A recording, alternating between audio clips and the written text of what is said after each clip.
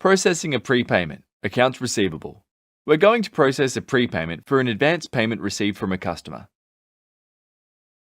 To complete this process, we'll first create a prepayment, then apply it to an invoice, and finally release it.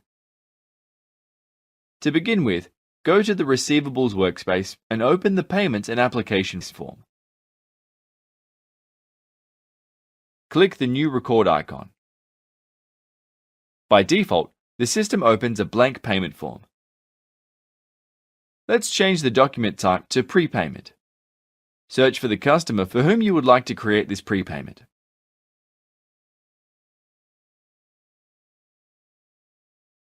Notice that once you select a customer, the system populates the location and payment method fields. Make sure that these two fields and the post date and post period fields contain information as per your requirement. Don't forget to select the cash account transaction for the prepayment. Add the advance payment received in the payment amount field and write a description for the product or service delivered. Once done, click the Save icon to save the prepayment. Now that we've created the prepayment, it's time to apply this prepayment to an invoice.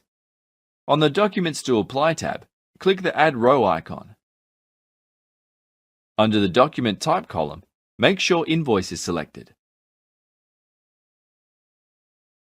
Click the Reference Number field and select the invoice to which the prepayment will be applied.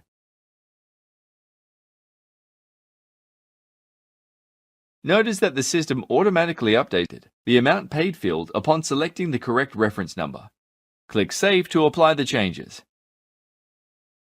Now that everything is set, it is time to release the prepayment. To do so, click the Remove Hold button.